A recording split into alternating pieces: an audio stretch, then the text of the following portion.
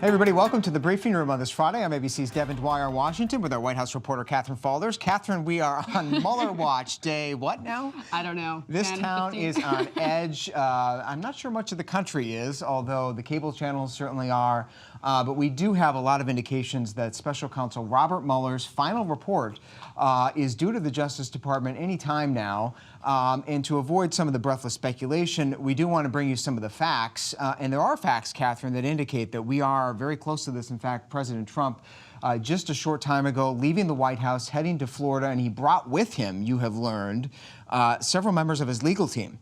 Which is unusual. Well, just his White House counsel traveled down with him today, and you know it's unclear whether it was specifically for the anticipated release of this report. But the bottom line is that his White House counsel is traveling with him on the plane today. Those today. lawyers have been very deeply involved, as you have been reporting here on ABC News Live.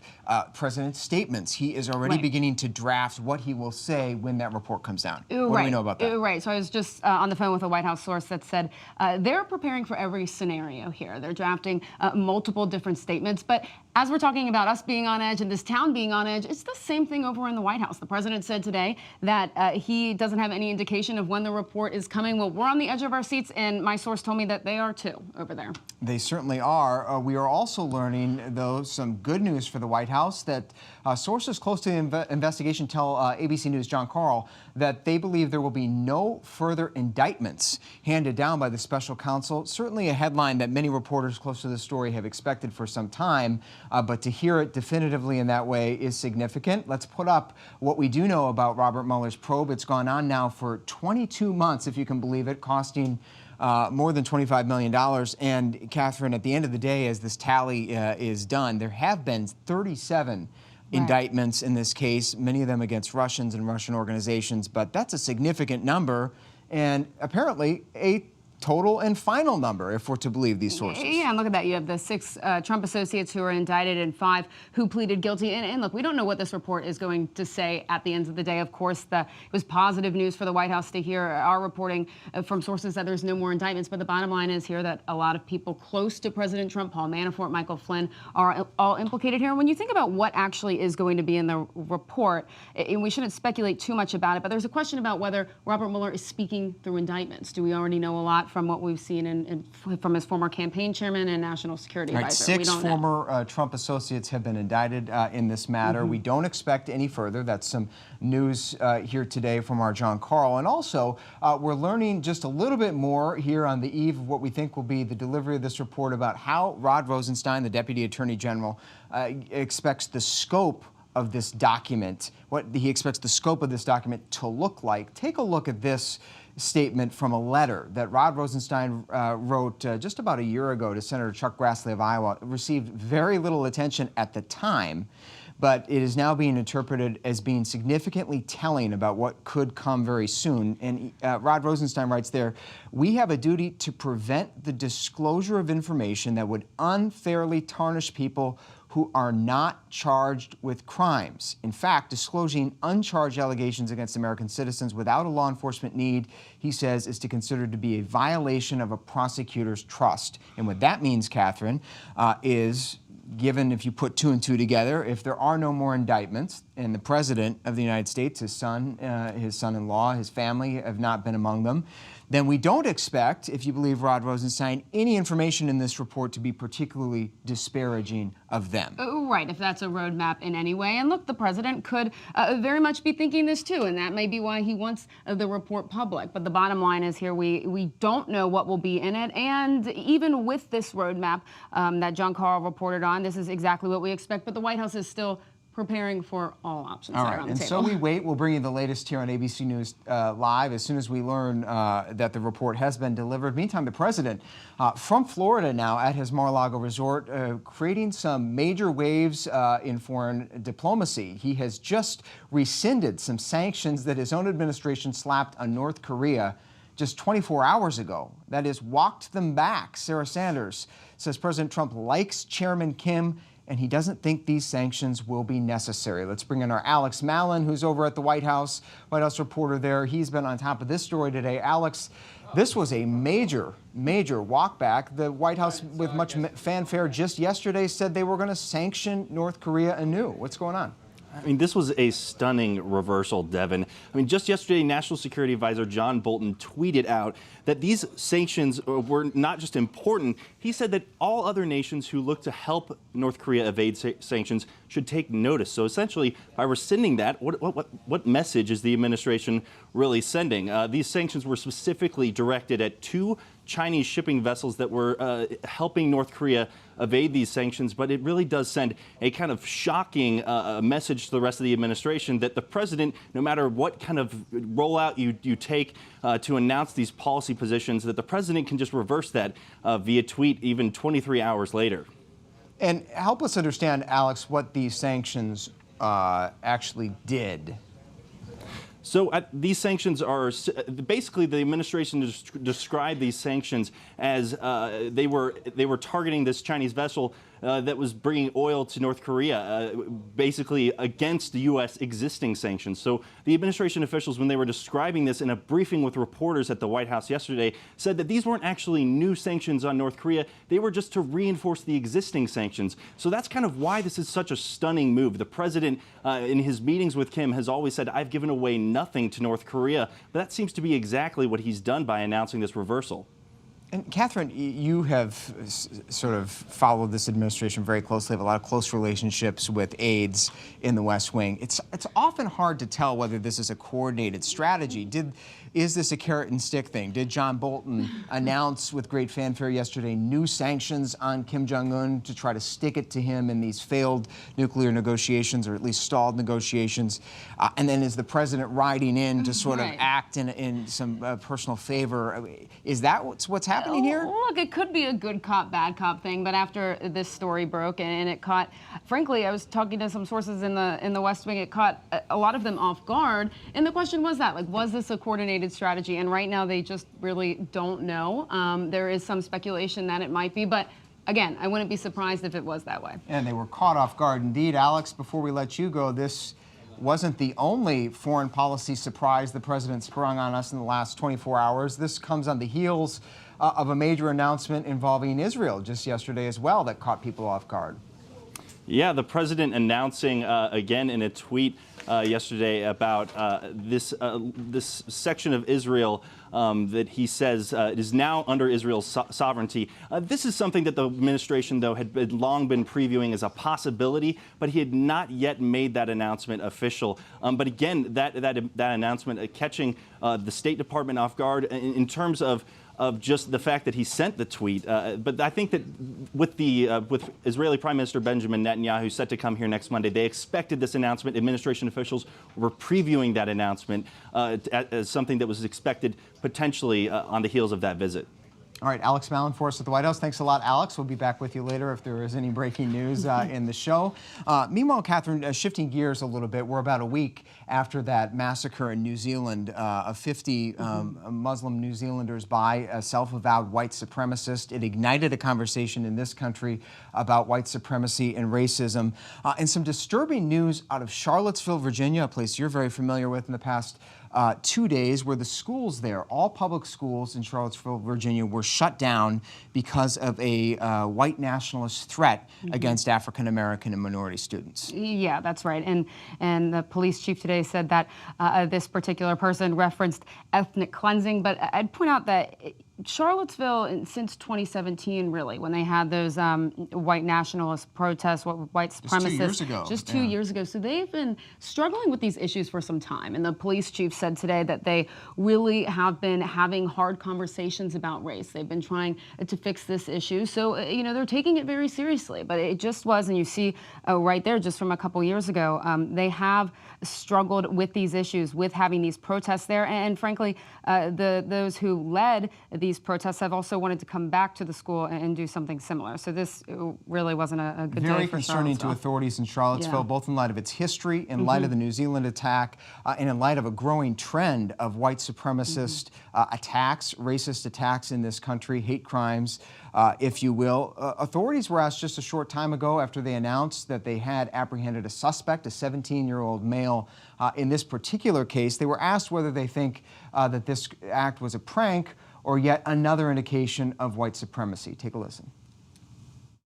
I think we actually demean the intent of the threat if we call it a prank. Regardless of whether they have the capacity, the thing about terrorism is that it does strike fear in each and every one of our hearts, and you don't necessarily need to have a weapon in your hand to strike that type of fear. Thus, the laws have been changed to reflect that. So I won't dignify it at all by calling it a prank. Just the opposite. A person who intentionally posts something on a website regarding ethnic cleansing and targeting individual groups, that person should be charged, and rightfully so. Let's bring in now a former Homeland Security advisor in the Obama administration and ABC News contributor John Cohen, who joins us by phone. John, you've been very familiar with these sorts of threats, the rising number of them over the past couple of years. Officials in Charlottesville, Virginia, taking this sufficiently seriously to close schools. They're not messing around here. No, and they have to take it seriously. After New Zealand, I've had a number of lengthy conversations with law enforcement officials that I work with across the country. There is real concern out there that we are in the midst of a significant trend involving extremist violence in the United States, and in particular violence by those who subscribe to the views of white supremacy. And to follow on the comments being made by the officials down there in Virginia,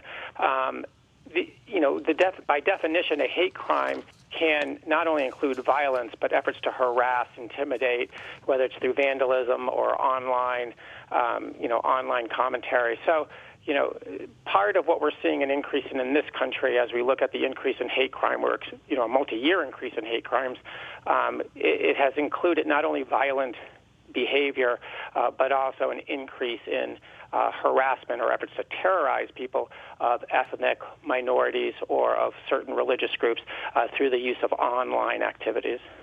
John, how surprised are you by the fact that this happened in Charlottesville and the fact that it's 2 years after what had seemed to be an episode that prompted a lot of soul searching, a lot of coming together, a lot of community attempts at community healing, and yet here we are, and we've heard from a number of students today in various outlets talking about the fact that so little has changed. What do you make of all that? It doesn't surprise me at all, because while particularly after events like the one you described back in 2017 in Charlottesville, or incidents like that which we just witnessed in New Zealand, there tends to be a gathering of good. People come together, they talk about how horrific these tragedies are, they talk about the need for change. But at the same time, part of the reason why we're seeing an increase in extremist violence is because of the availability of violent, hateful rhetoric on the internet, via the internet. People are still consuming that material. Hate groups are putting that material out.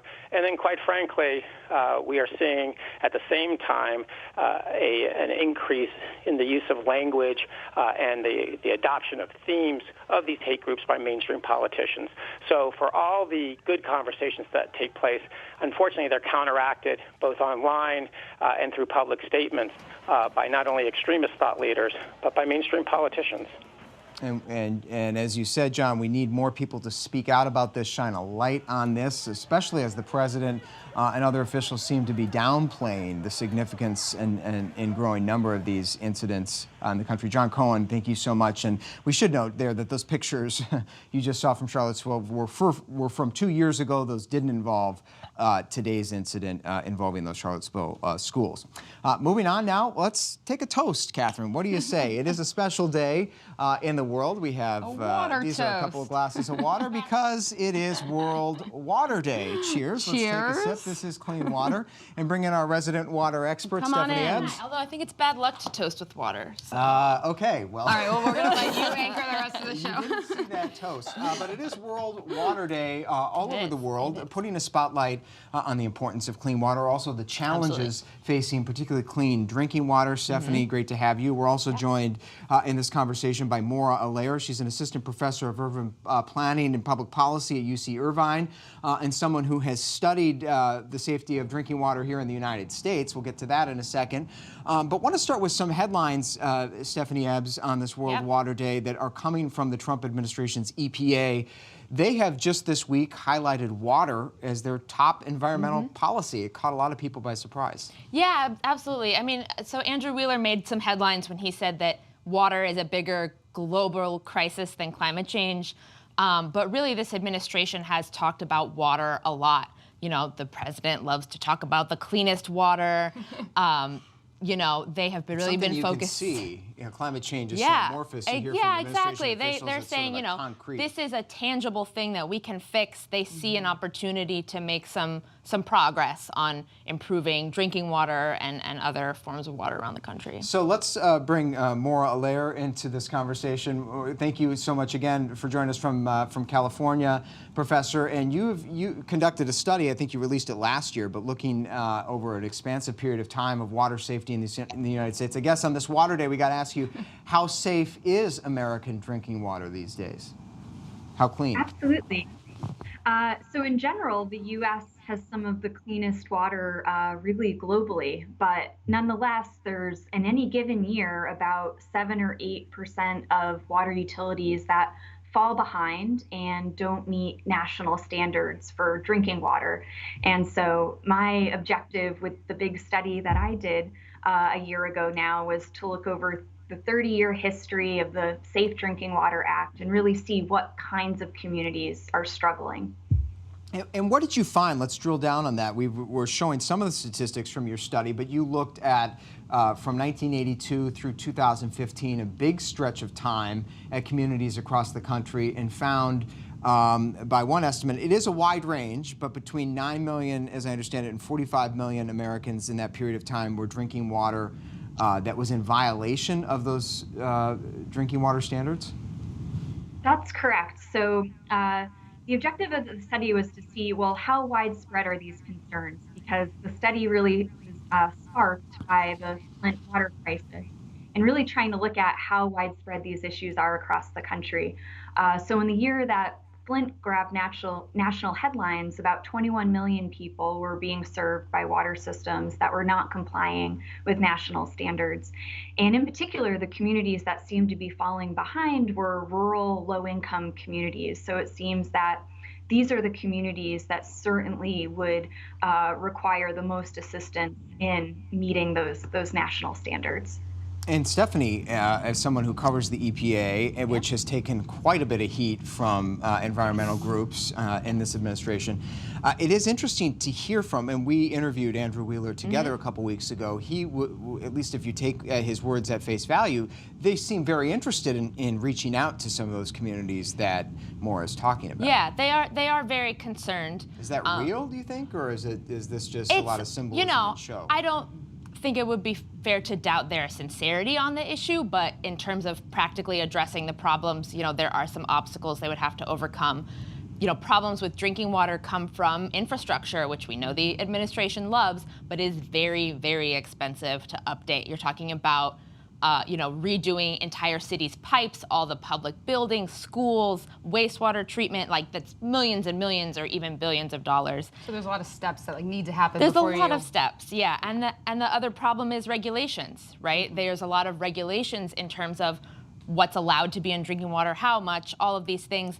This administration has been rolling some of those things back, and there's concern that you know, they're not going to follow through on regulating new drinking water, such as these chemicals that they are promising they're looking at, and other issues in terms of, you know, what we allow to be into the water. You know, it requires a lot of oversight to do that. And Maura Allaire, before we let you go, as you look at this now, your study conducted last year over that expansive period of time, what's sort of the tip of the spear on the clean water issues in the United States?